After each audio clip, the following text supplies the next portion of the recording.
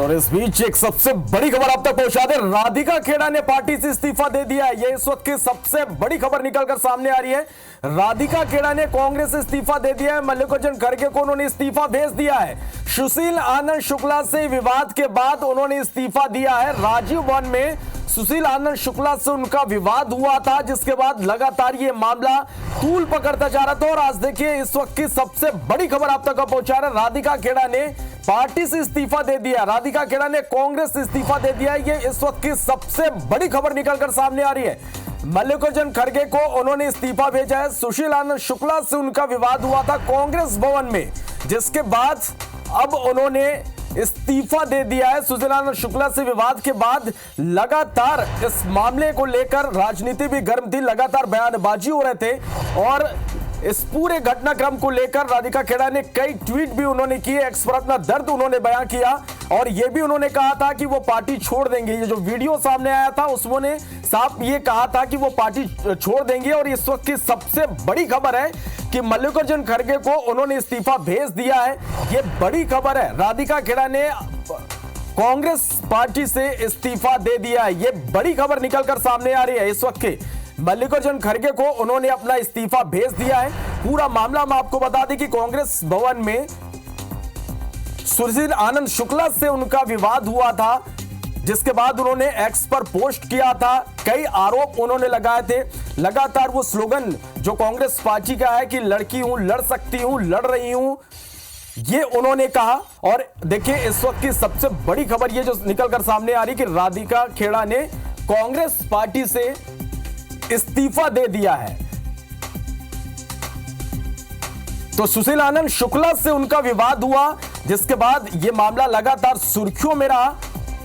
और ये जो वीडियो आप देख पा रहे हैं, ये तस्वीरें उस दौर की है जब विवाद हुआ था। राधिका खेड़ा एक कमरे में रोते हुए गई थी और उसके बाद ये उनका एक वीडियो सामने आया था। सौरभ सिंह परिहार ज्यादा जानकारी के साथ हमारे साथ इस वक्त लाइव जुड़ रहे हैं, सीधा उनका रुख करते हैं। सौरभ, आखिरकार सुशील आनंद शुक्ला से उनका विवाद हुआ और उन्होंने इस्तीफा दे दिया है, क्या अपडेट इस पूरी खबर पर? बिल्कुल, देखिए श्रवण, जैसे हमने सबसे पहले जानकारी दी थी कि राजीव भवन में किस तरीके से सुशील आनंद शुक्ला और राधिका खेड़ा के बीच विवाद होता है और लगातार जो है दीपक बैच फिर उनसे बातचीत करते हैं। और अंततः जो है कुछ देर पहले आप देखिए कि मेरे हाथ में जो है राधिका खेड़ा ने जो है इस्तीफा मल्लिकार्जुन खड़गे को भेजा है। वही है 3 पेज का ये इस्तीफा है और उन्होंने साफ तौर पर कहा है कि मैं कांग्रेस पार्टी के प्राथमिक सदस्यता से इस्तीफा देती हूँ। और उन्होंने इस 3 पेज में जो है काफी लंबा चौड़ा लिखा है, बताया है विस्तारित ढंग से आखिर वो कांग्रेस क्यों छोड़ रही है। और निश्चित रूप से इसके कांग्रेस छोड़ने के बाद अब समझा जा सकता है कि जिस तरीके से बीजेपी महिलाओं को लेकर लगातार आगे बढ़ रही थी और कांग्रेस पर लगातार हमलावर कर रही थी, तो एक बड़ा मुद्दा जो है बीजेपी को मिल गया है। 7 तारीख को चुनाव है और आज 5 तारीख को एक जो बड़ी खबर आई है। मैं थोड़ा विस्तार से श्रवण इसमें बता दूं कि इन्होंने पूरे अपने लेटर में क्या क्या लिखा है। 3 पेज के लेटर में जो हमारे दर्शक है उनको बता देता हूं। उन्होंने लिखा है कि आदिकाल से यह स्थापित सत्य है कि धर्म का साथ देने वालों का विरोध होता रहा है।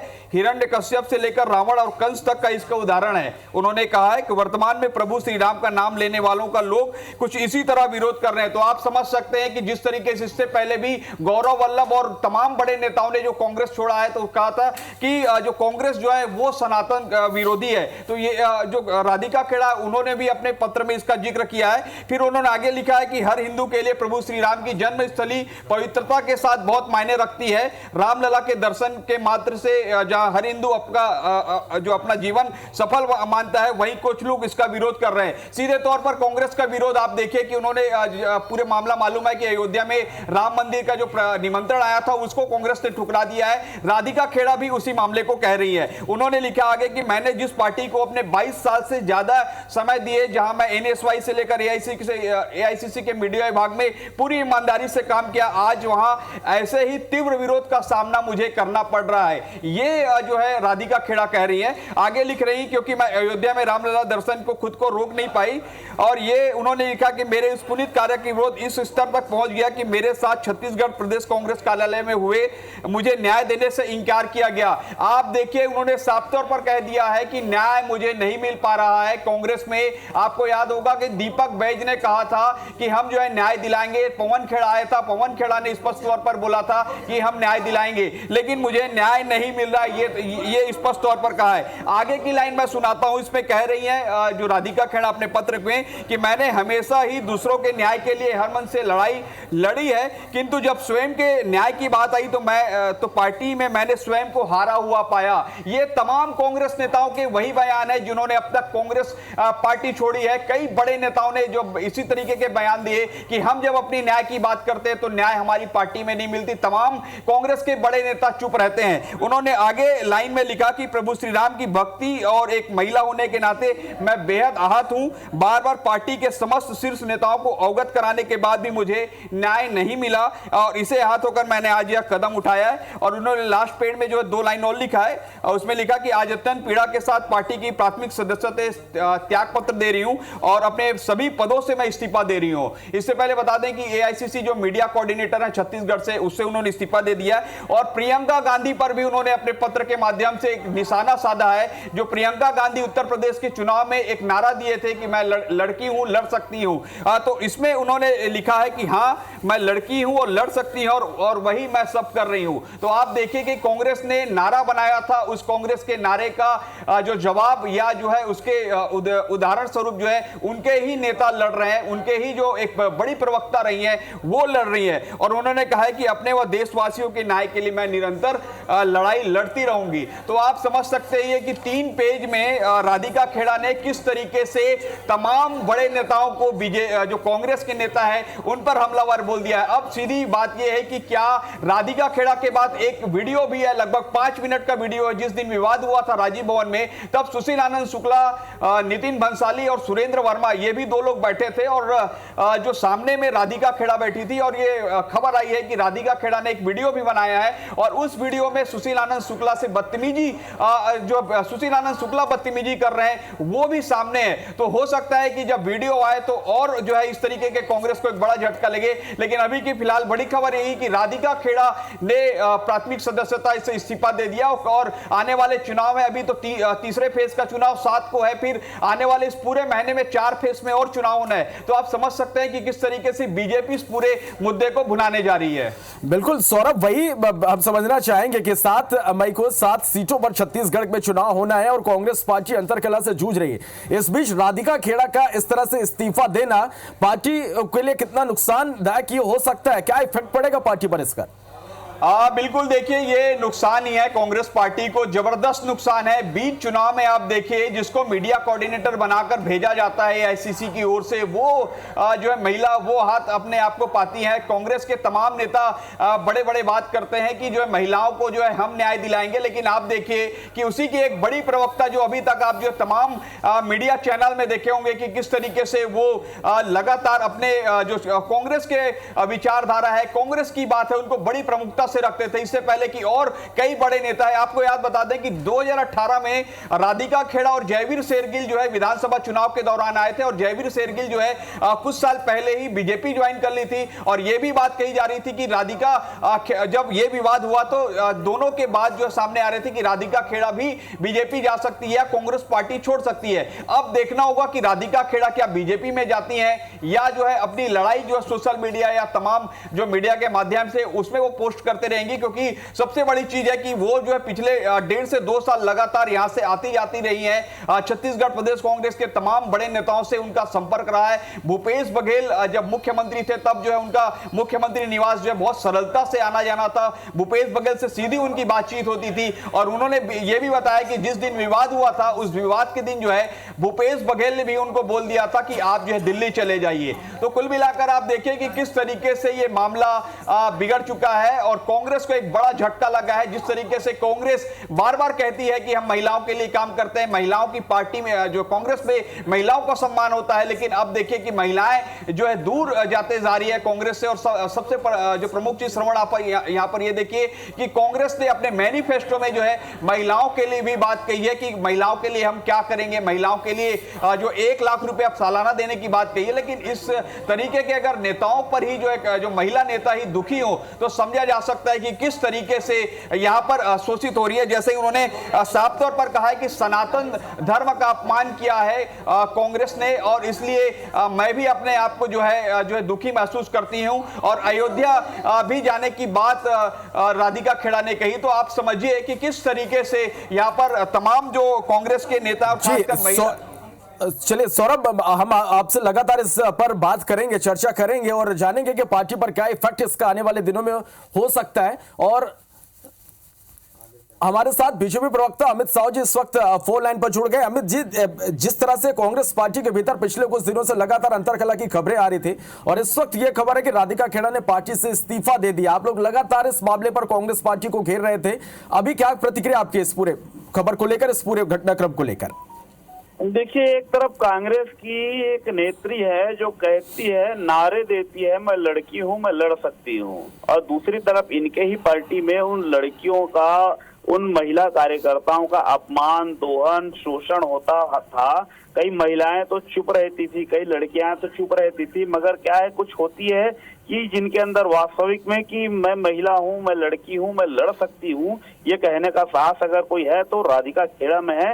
आज उन्होंने अपने अपमान का बदला, आज छत्तीसगढ़ में उनके साथ हुए जो अपमान के बदले में उन्होंने ऐसी पार्टी को लात मारकर फुटकार दिया जिसने, उस पार्टी ने उसका अपमान किया। उसने कई वर्षों तक उस पार्टी में रहकर उस पार्टी की सेवा दी, मगर उस पार्टी के कार्यकर्ताओं ने ना उनका मूल समझा, ना उनका कोई भी सम्मान रखा। और महिलाओं का अपमान करना ये शुरू से पेशा और परंपरा है कांग्रेस का, और कांग्रेस इस परंपरा का निर्वहन करते आ रही है, आगे भी करेगी। इसलिए आज की महिलाएं जो है अब अपमान नहीं सहने वाली। और जिस प्रकार से जो छत्तीसगढ़ में भारतीय जनता पार्टी का नारा था, उस नारे के साथ छत्तीसगढ़ की हर एक महिलाएं, चाहे वो कांग्रेस की हो, चाहे वो भारतीय जनता पार्टी की हो, और या आम छत्तीसगढ़ की महिलाएं हो, जो नारा था कि औ नहीं सही वो बदल के रही वो, उसलिए उस नारे को चरितार्थ करते हुए आज यहाँ सीधा सीधा चरितार्थ हो रहा है कि अब कांग्रेस को खत्म होने से कोई भी नहीं रोक सकता। हेलो हेलो,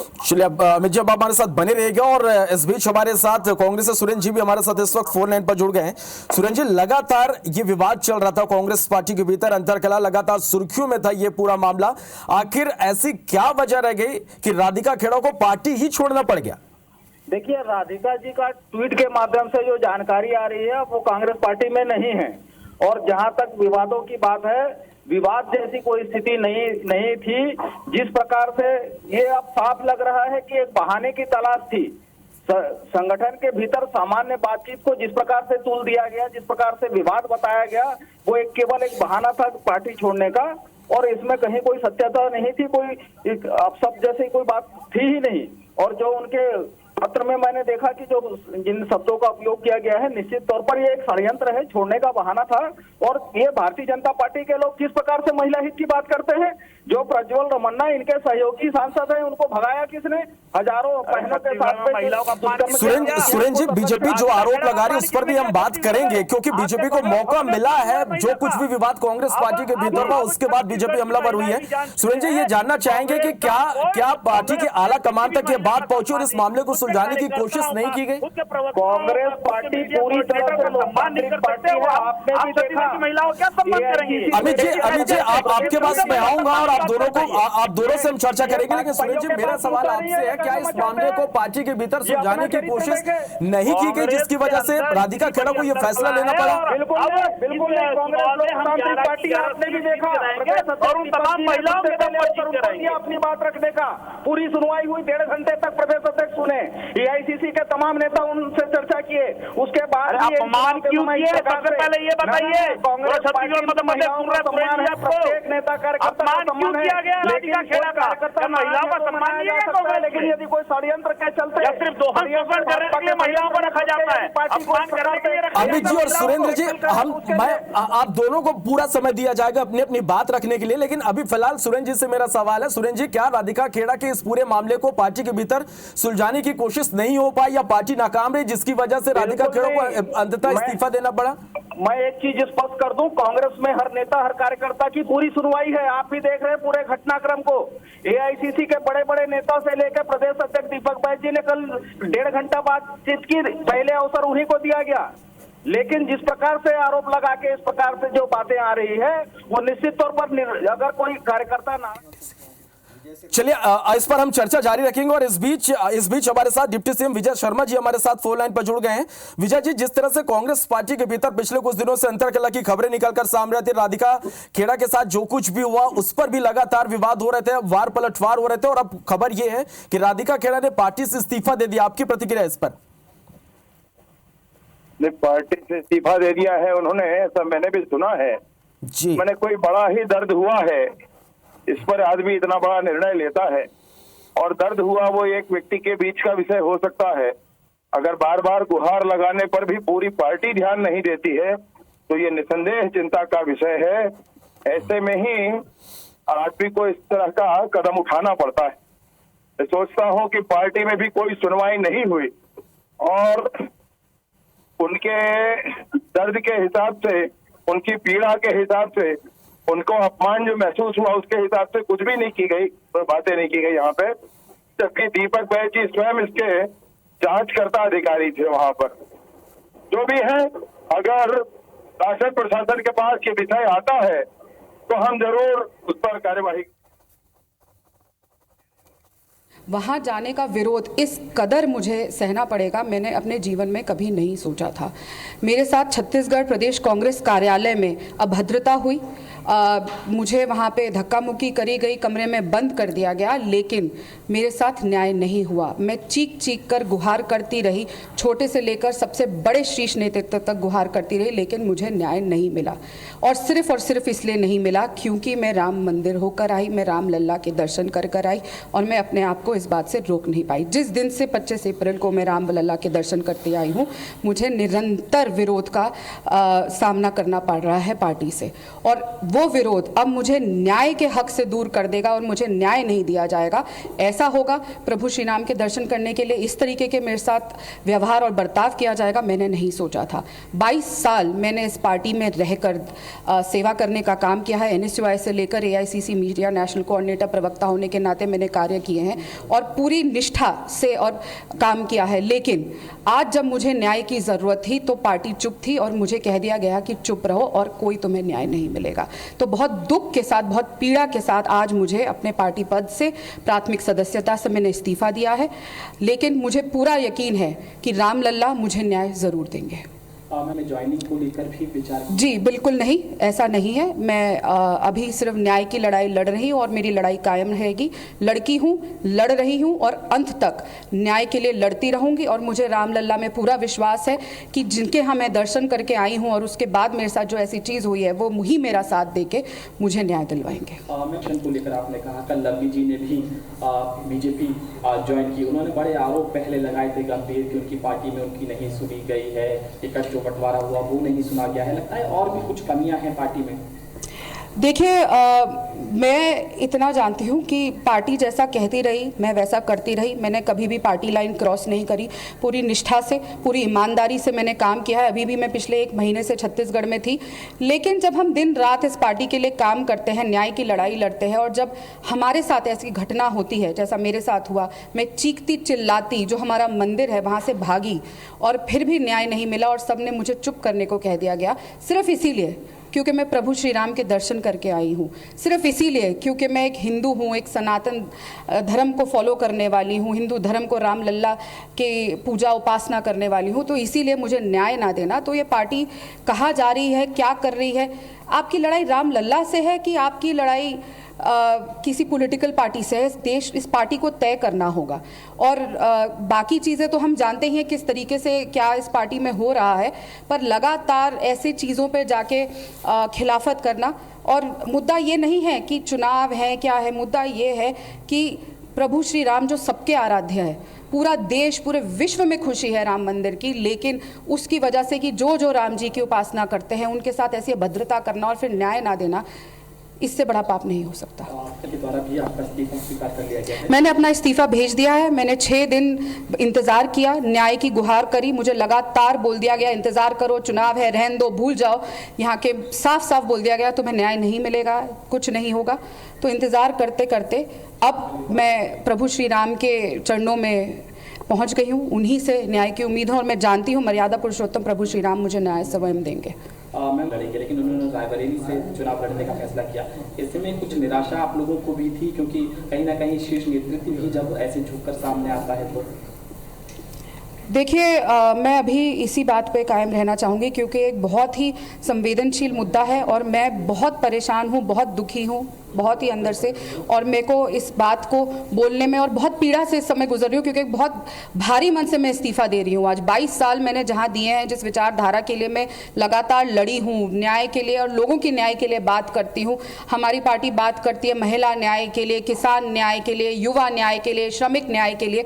और जब खुद के घर में अन्याय होता है और उस पर चुप्पी साध लेते हैं, क्योंकि सिर्फ इसीलिए क्योंकि हम राम जी के दर्शन करके आए और न्याय देने से हमें इनकार कर दिया जाता है, तो इस समय ये बहुत ही गहरी चिंतन की बात है। बाकी वो किधर से चुनाव लड़े वो उनकी खुद की मर्जी है, लेकिन मैं अभी और कुछ कहने की स्थिति में नहीं हूँ। लगातार शीर्ष नेतृत्व को ये शिकायत करती आई हूँ, मैंने सभी को शिकायत करी, कोई नहीं नेता मैंने छोड़ा और लगातार मुझे चुप रहने को कहा गया। बाकी बातें मैं कल प्रेस कॉन्फ्रेंस के जरिए सभी से शेयर करूँगी। बहुत सारे खुलासे करने हैं जो मैं कल प्रेस वार्ता के दौरान करूँगी। चलिए, तो इस्तीफे के बाद राधिका खेड़ा को इस वक्त आप सुन पा रहे थे और उन्हें एक नहीं बल्कि कई गंभीर आरोप लगाए। उन्होंने ये कहा कि मेरे साथ अभद्रता हुई, न्याय नहीं मिला, न्याय के लिए लगातार वो लड़ रही हैं। और एक सबसे बड़ा उन्होंने ये आरोप लगाया कि रामलला के दर्शन करने वो गई थी और रामलला के दर्शन करने के बाद वहां से वापस लौटने के बाद ही पार्टी का कुछ अलग रुख उन्हें दिखाई देने लगा। उनके इस मामले पर कोई सुनवाई नहीं हुई, उन्हें लगातार चुप रहने के लिए कहा जा रहा था, न्याय नहीं मिला उन्हें, न्याय के लिए लगातार वो लड़ रही हैं। प्रभु जी राम जी अब उन्हें न्याय दिलाएंगे, ये उनका कहना है। इसके साथ ही उन्होंने कहा कि कल वो एक प्रेस कॉन्फ्रेंस करेंगे और प्रेस कॉन्फ्रेंस के दौरान वो अपनी बातें रखेंगे। और जिस तरह से जिस दिन ये उनका विवाद हुआ था उस दिन अपने ट्वीट में राधिका खेड़ा ने यह कहा था कि वो एक बड़ा खुलासा करेंगे और फिर से उन्होंने अपनी इस बात को दोहराई और उन्होंने कहा कि कल प्रेस कॉन्फ्रेंस के दौरान वो कई बड़े खुलासे पार्टी को लेकर करेंगे। तो ये इस वक्त की सबसे बड़ी खबर निकलकर सामने आ रही है, जहां पर राधिका खेड़ा ने कांग्रेस पार्टी से इस्तीफा दे दिया है।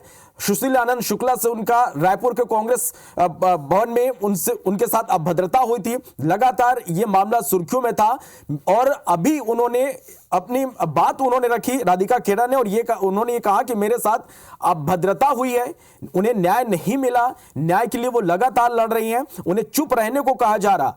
रामलला के दर्शन करने वो गई, जिसके बाद उनके साथ इस तरह का सलूक हो रहा, कोई सुनवाई पार्टी के भीतर उनकी नहीं हो रही है, न्याय नहीं मिला है, न्याय के लिए वो लड़ रही हैं। लगातार वो इस बात को, जो पार्टी का स्लोगन है, लड़की हूं लड़ सकती हूं लड़ रही हूं, ये बात लगातार वो कह रहे हैं।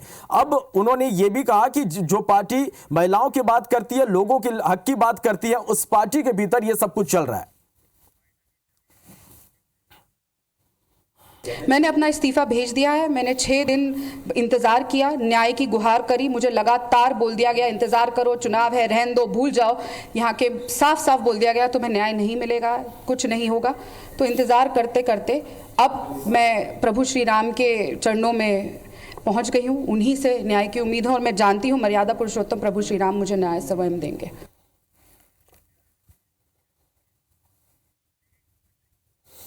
तो ये राधिका खेड़ा का इस वक्त ये बयान आप सुन पा रहे हैं कि उन्होंने साफ तौर पर यह कहा कि मेरे साथ अभद्रता हुई है, न्याय नहीं मिला, उन्हें लगातार ये कहा जा रहा है कि इंतजार करो, इसके साथ ही भूल जाओ तक उन्हें इस पूरे मामले पर कहा जा रहा।